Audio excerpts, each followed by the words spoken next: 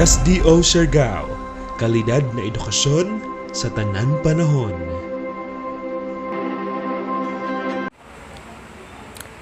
Hi, I'm Jerlyn Rabaca, the school administrator of Espoa School of Life. We aim to provide quality and free education and give livelihood to the families in an underserved communities in the Philippines. For today's discussion, we will be talking about module writing. So in module writing, we have the procedure in materials development. We all know that an effective instruction begins with systematic planning and designing. So according to Gagne, instructional materials design and development is the arrangement of resources and procedures used to promote learning. That's why we need to have planning. We need to have the development after that, and then field tryout, as well as evaluation. And then after that, if time permits, we can have a revision and finalization. Now let's talk about the stages of materials development one by one. So the first one is planning. So for planning,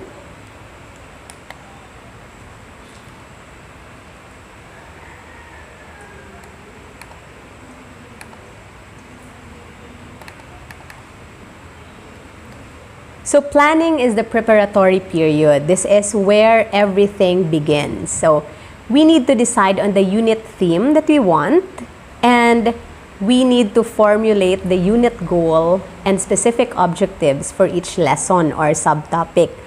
On our case, DepEd gave us the MELC for our basis, so we will be following that one.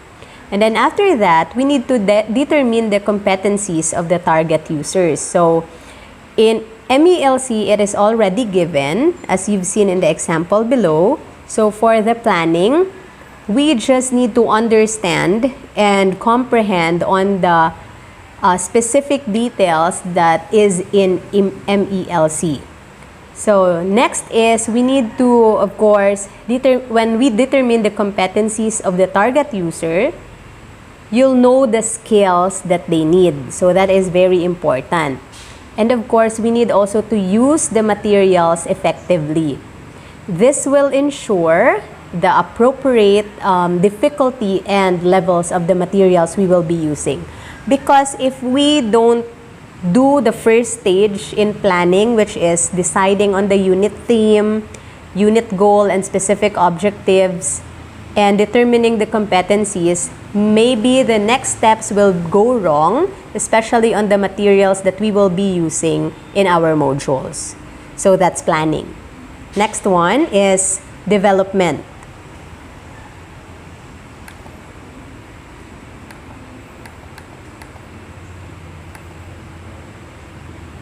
So development is the production phase. This is where we will be doing our modules. So we identify the selections, what materials are we going to use. We choose the available materials. If we have materials from our books before, we can use that. We need to modify them, or we can write our own and use variety of genre like the one below. Those are storytelling, poem, essays, drama, dialogues. Of course, we can also get from excerpts of journal, diaries, letters, biographies, documentaries, news items, audio and video materials. But of course, again, on our planning stage, we need to fit the interest level of the student that we will be teaching on the materials that we will be using. So that's development. Next is field tryout.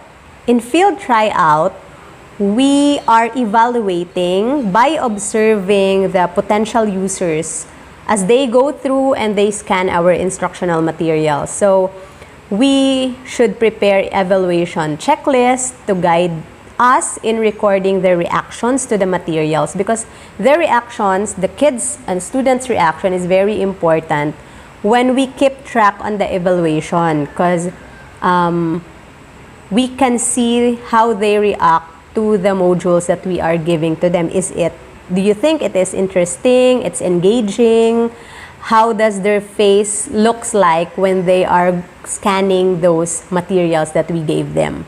So that's one way on how we can evaluate them. Another one is determine the time needed to finish the materials, and we need to make it sustainable to the learners, that it involves their interest. So the module should be engaging as possible. And then next is the difficulty of the selections used, because a good module should engage a student, and it should be leveled on their capacity as well. So if the selection that we use is a bit advanced or quite hard for them to understand, that's where evaluation is very important, because soon, if you think that the students are not coping up with the topics or the selections that you've chose or the materials that you put into the module, it's time for us to revise it or redo the examples that we've given to them. Next one is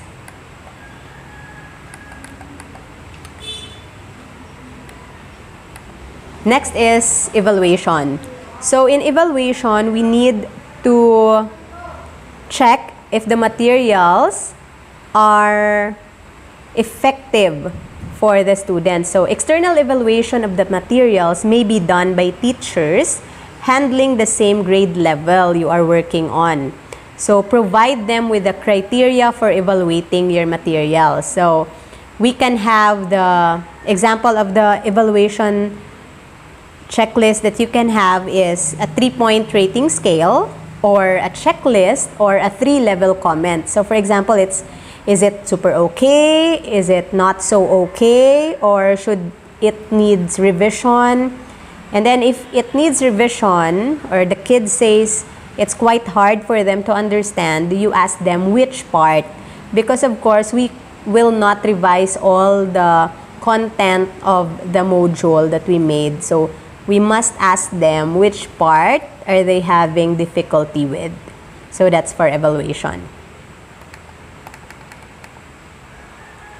Next one is the revision and finalization. So the data from the tryout and external evaluation may suggest some changes, deletion, insertion, or expansion to improve the materials. So after revising, you may want to try another field distribution of the materials to the potential users, and then check again on their reactions after getting those modules, if you have time and if the resources allows. But if not, it's okay to have at least one evaluation just to check on how the potential users reacts on the certain module.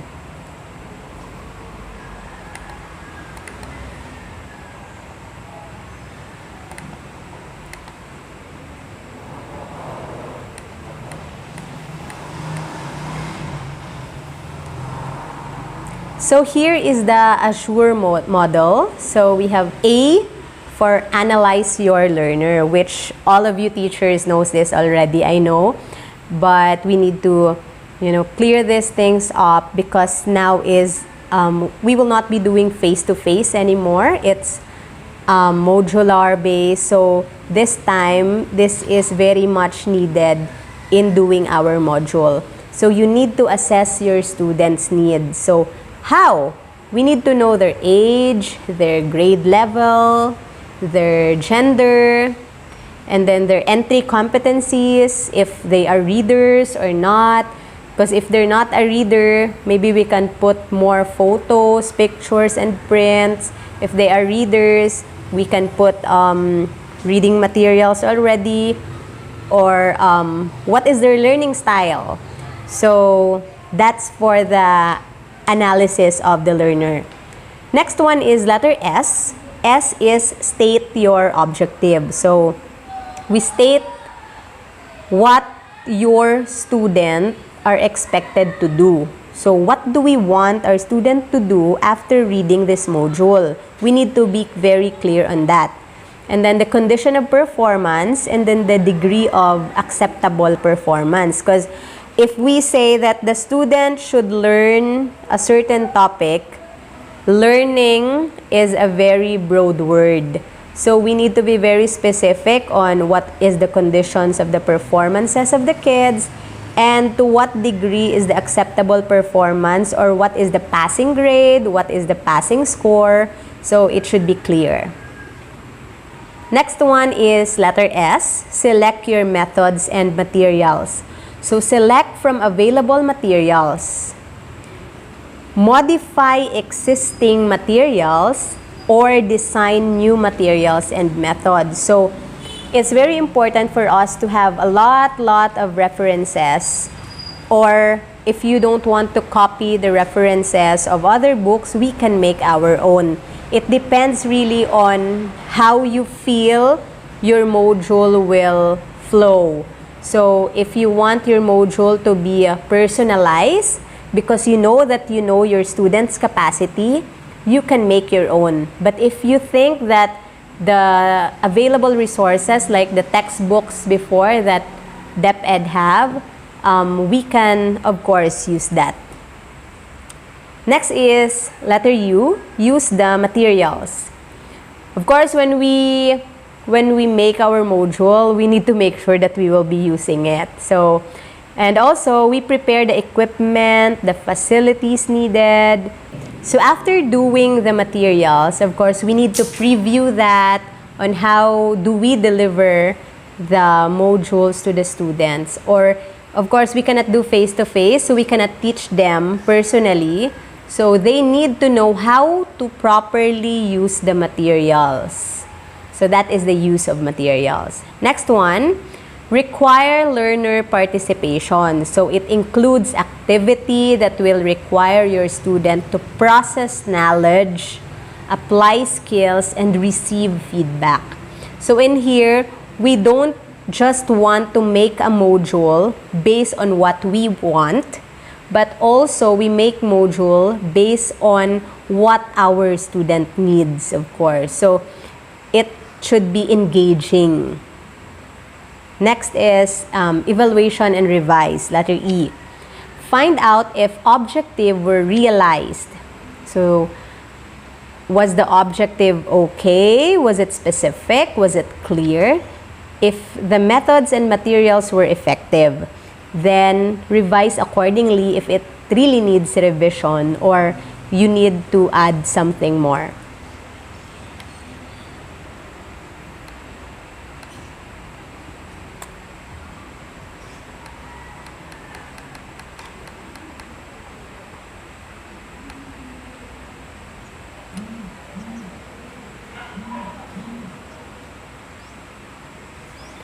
Okay, next one is work plan. So now that we know the process, the stages of developing materials, we need to have a work plan.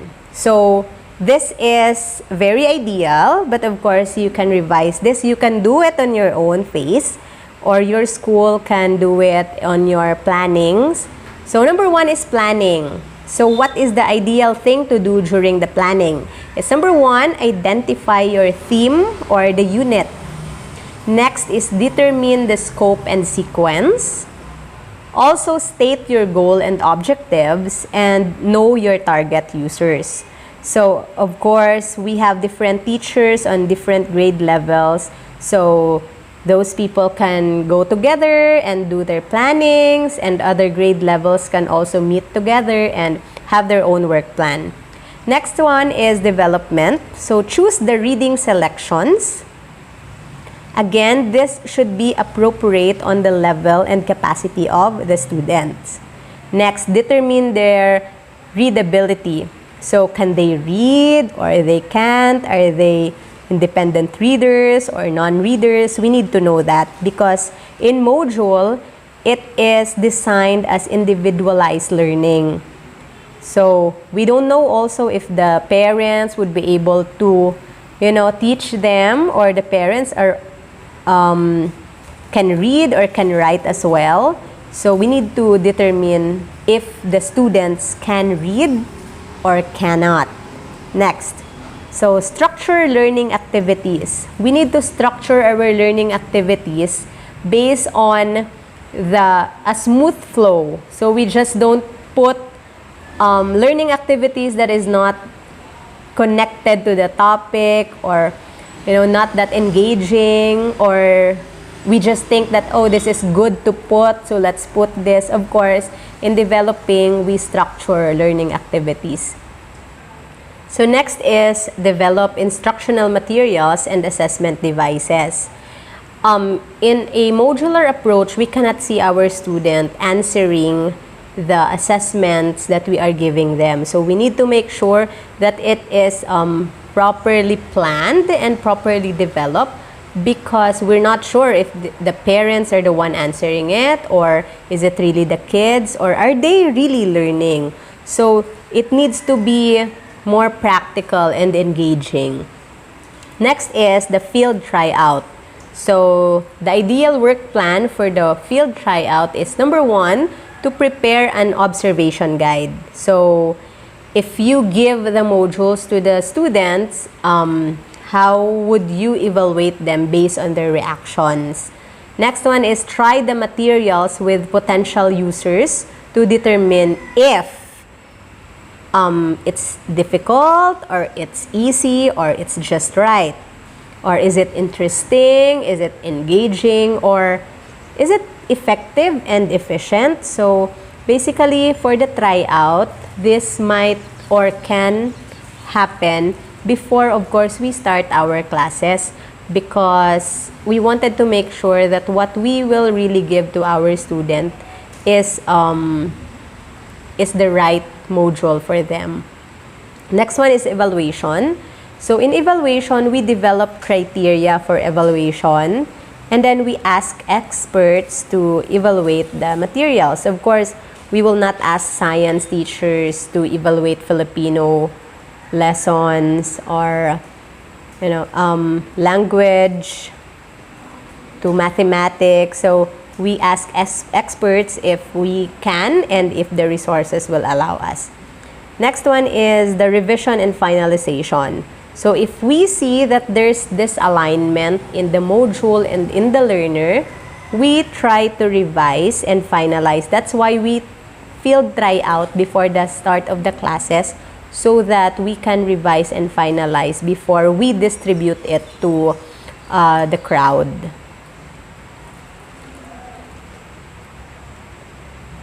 Next, so in module writing, there are 3 E's of instructional materials.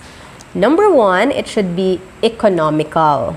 So if bond paper is a bit pricey, so let's use the lower class paper, but it should be economical. And of course, we want our student not to spend as much as possible. So next, it should be efficient. And of course, it should be effective. But other than that 3 E's, we can also add a lot of E's. So it can be engaging, it can be entertaining, it can be enjoyable. So let's try to make not just a module, but a module with a heart. Because if it's engaging, entertaining, and enjoyable, the kids would love to scan the modules that we did. There. So let's go to the templates of the module that we will be doing in our schools. So first part is the alamin. Next is subukin, balikan, tuklasin, suriin, pagyamanin, isaisip, isagawa, tayahin, at karagdagang gawain. So ano-ano po yung mga ito? So tingnan po natin. So sa alamin, ito ay ang bahaging malalaman mo ang mga dapat mong matutunan sa module. So dito natin ilalagay kung ano ba yung magiging topic natin sa buong module na gagawin natin. Okay, pangalawa, subukin. Ito ay naglalaman ng pagsusulit. na bago pa man natin sabihin o i-lesson sa kanila yung topic para sa module na to, may uumpisahan tayong pagsusulit para sa kanila para malaman kung hanggang saan yung kaya nila. Ito ay magsisilbing pre-test ng mga bata.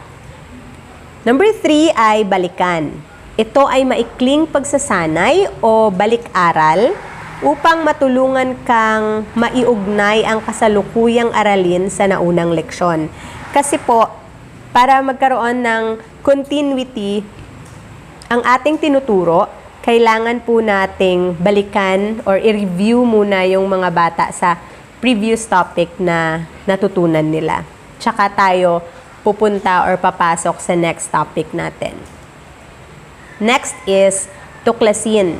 Sa bahaging ito, ang bagong aralin ay ipakakilala sa inyo sa maraming paraan, tulad ng isang kwento, awitin, tula, pambukas na suliranin, gawain, o isang sitwasyon.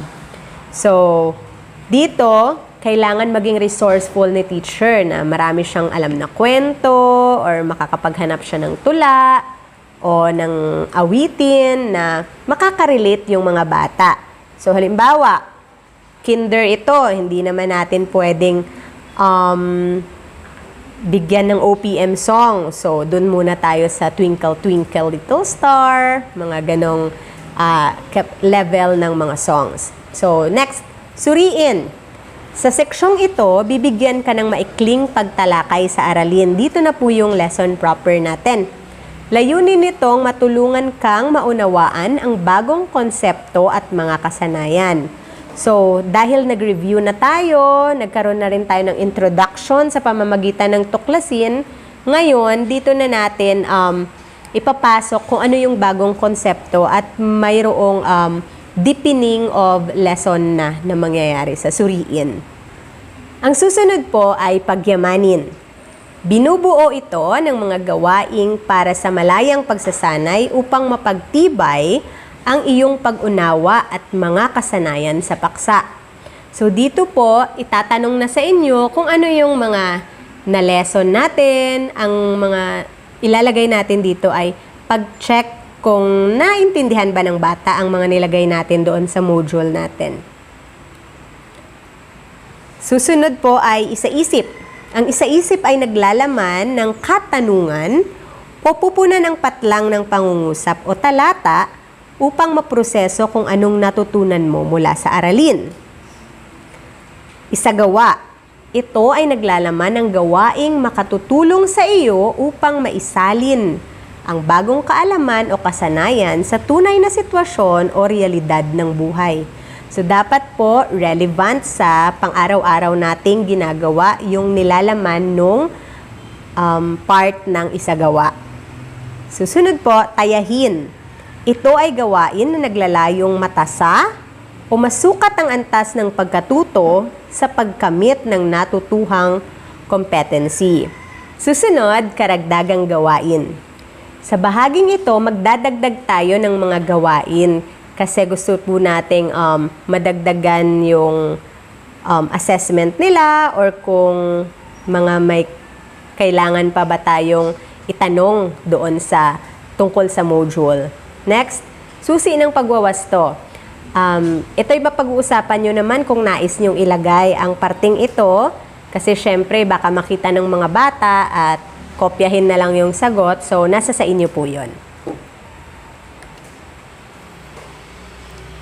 Okay, so sa ating ginagawang module, guided po tayo ng MELC, kung saan ito ang halimbawa ng quarter 1 natin. Meron tayong content standard, performance standard, MELC, and sub-competencies. Ngayon, gagawa po tayo ng halimbawa ng isang module sa isang session. So, ito ang quarter 1. Ngayon, pumunta po tayo sa quarter 2. Bibigyan ko po kayo ng panahong magbasa ng quarter 2 bago tayo pumunta doon sa ating sample module writing. Okay. Ngayon po, subukan po nating sundan ang example o halimbawa ng module na binigay natin dito.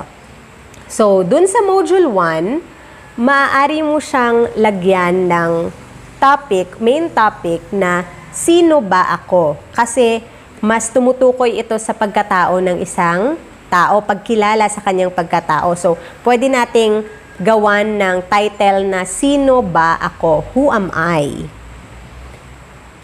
So ngayon, i-explain natin sa alamin na sa module na ito, ang bata ay magkakaroon ng pag-unawa sa konsepto ng pamilya.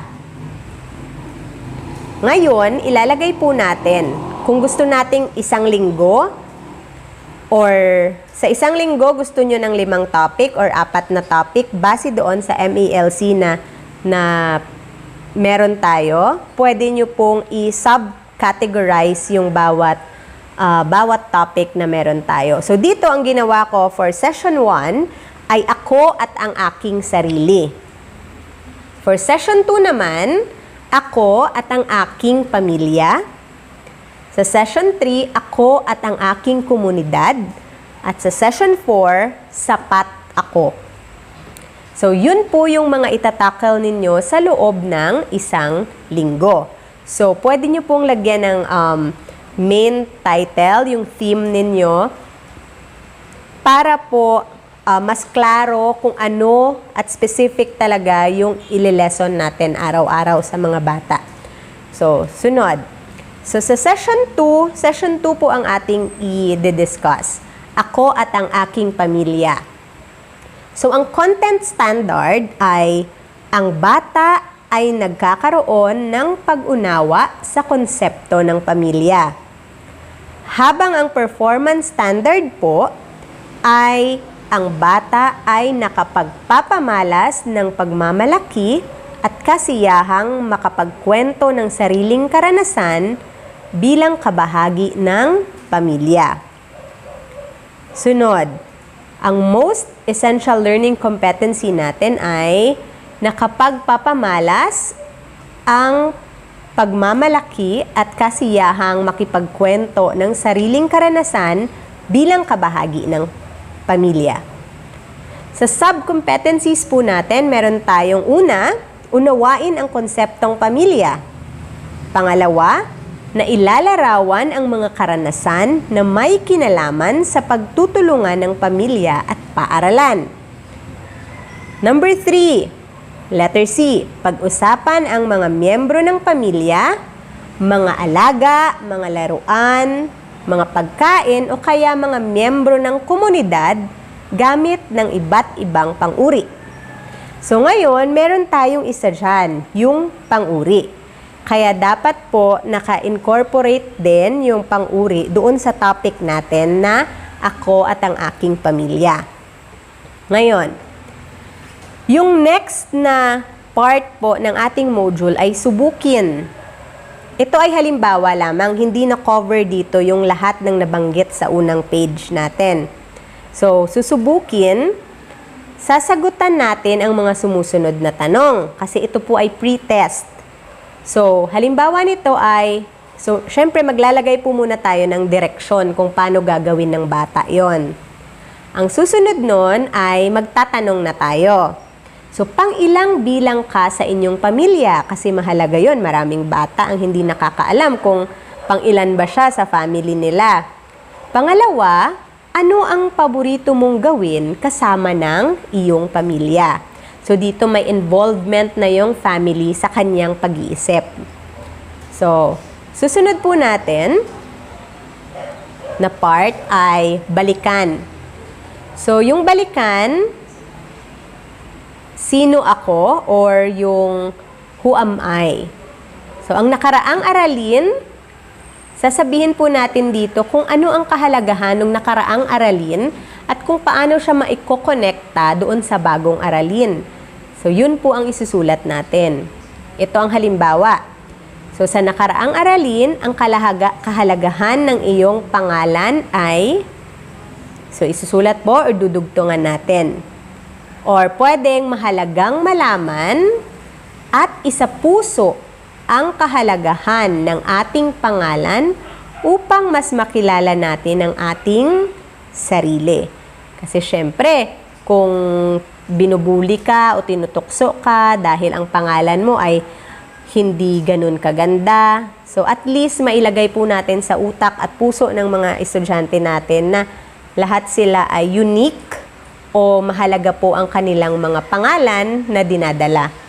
Sa ganung paraan, kung may mangbubuli man sa kanila, ay nakatatak na sa isipan nila na mahalaga yung pangalan ko, so hindi ako kailangan maging apektado. So, ang susunod po natin ay tuklasin. Sa tuklasin, maaring ito ay sa pamamagitan ng pagtatanong or sa pamamagitan naman ng pagpapagawa sa kanila ng mga bagay na konektado doon sa ating topic. So, ang halimbawa, sagutan ng mga tanong na sumusunod. Una, sino-sino ang mga kasama mo sa bahay? Pangalawa, sino ang pinakamasayahin sa inyong pamilya? At pangatlo, iguhit ang membro ng iyong pamilya. So again, pwede nyo po yung dagdagan base doon sa MELC natin at sa mga nakakontain din doon. Susunod po ay tuklasin. Dito, maaari na nating umpisahan ang ating lesson kasi nagkaroon na tayo ng motivation, nagkaroon na ng adjustment at kinonect na natin yung kahalagahan ng dati nilang panag-aralan sa pag-aaralan nila ngayon. Sa tuklasin po, maaari natin itong gawin sa pamamagitan ng kwento, ng kanta, ng tula, o kung ano pa man ang maaari nating gawin para ma-engage natin yung mga bata sa ating aralin sa araw na ito. So halimbawa po dito ay magkakaroon kayo ng maikling kwento tungkol sa pamilya. So yun yung tuklasin. So dahil mayroong nakalagay doon na pang-uri, maaari nating gamitin ang mga pang-uri sa pagkukwento para na touch po natin yung tungkol sa pamilya at tungkol sa pang-uri. Next, suriin.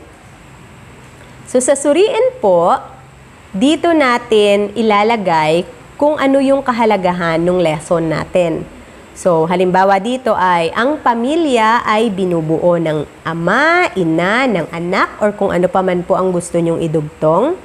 At kung ano po yung nais ninyong iparating o ipahatid sa mga bata na ideya. So halimbawa niyan ay mahalaga ang pamilya dahil, so si teacher na po ang maglalagay kung ano po yung nais niyang iparating na mensahe doon sa estudyante at kung ano po yung naayon sa lesson na yon. So yun po ang suriin. Next, pagyamanin. So sa pagyamanin po, ito ay naglalaman ng mga questions, mga tanong na maaaring mag-isip ang bata at mas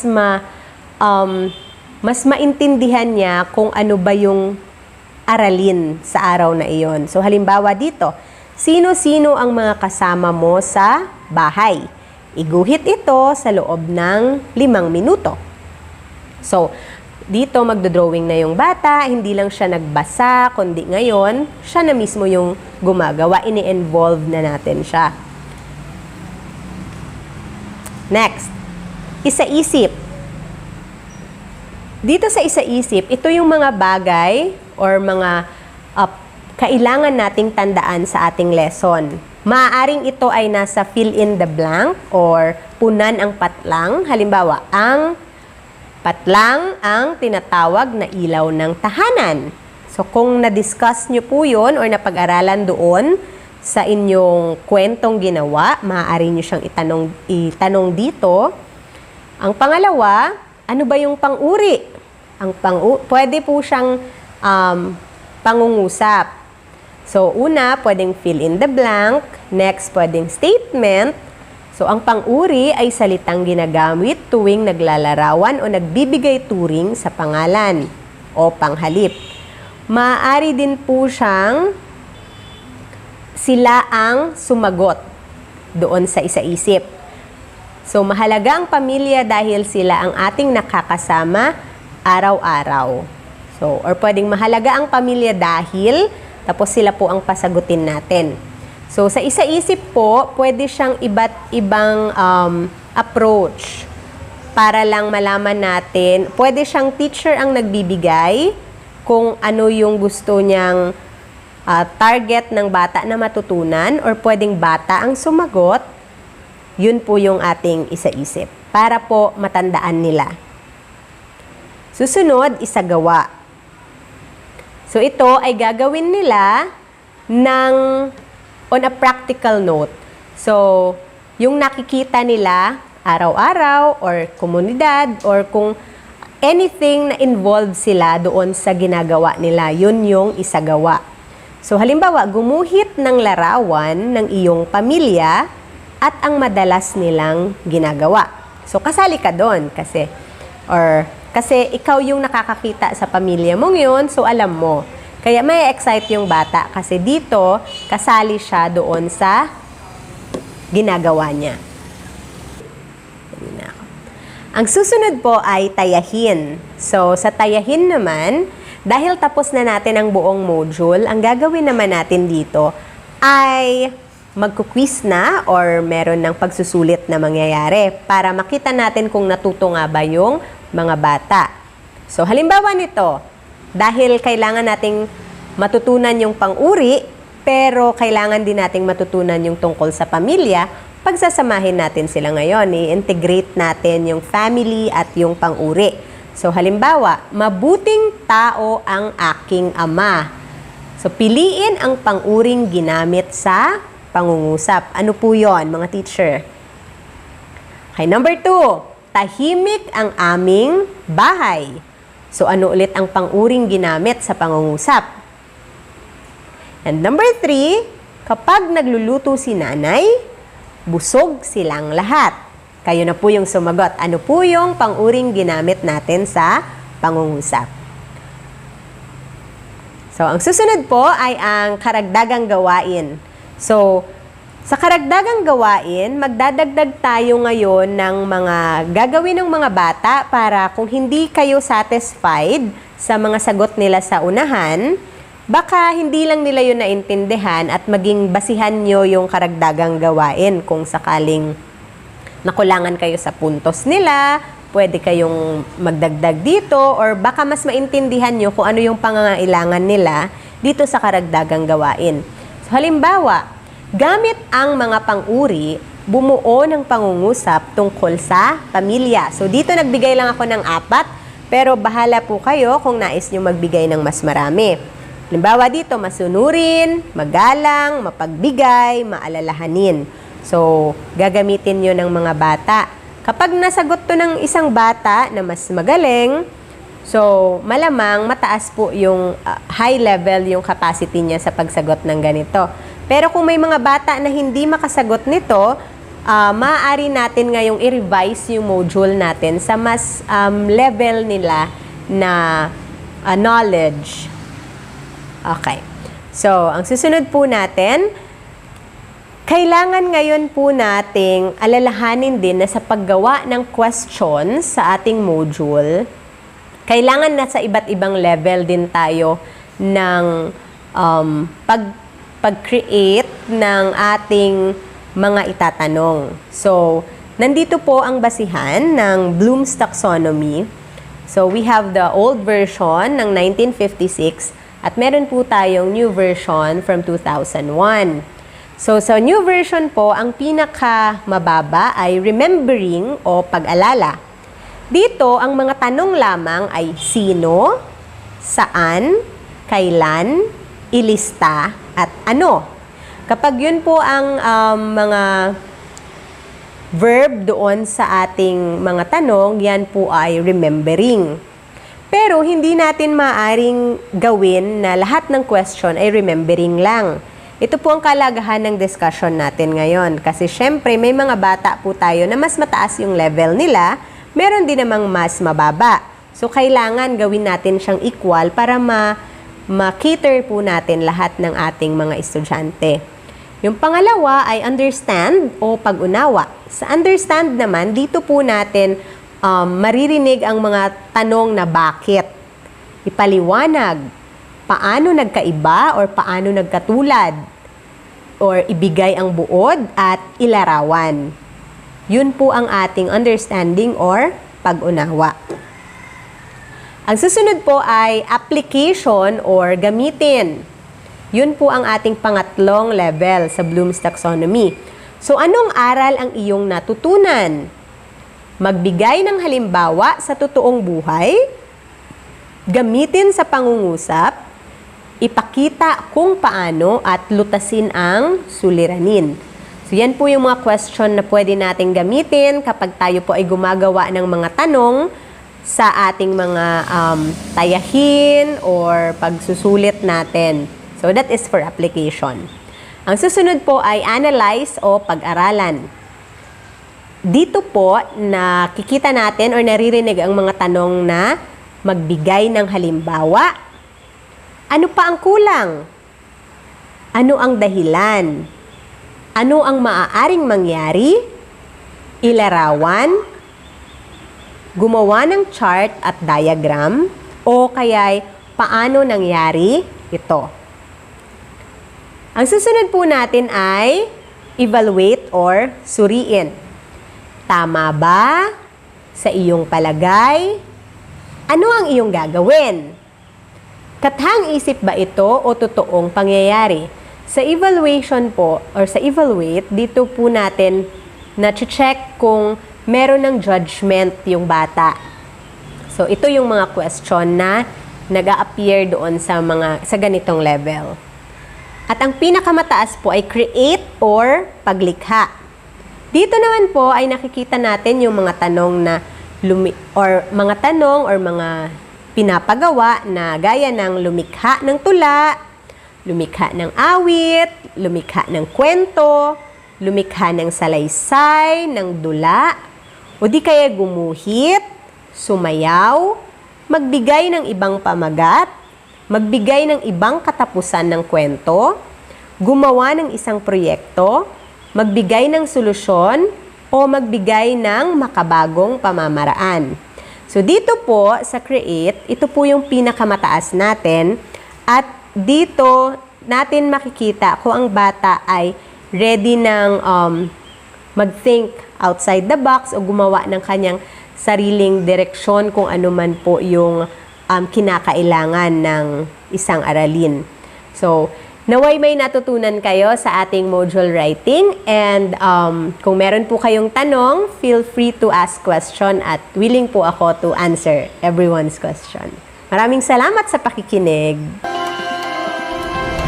SDO Siargao, kalidad na edukasyon sa tanan panahon.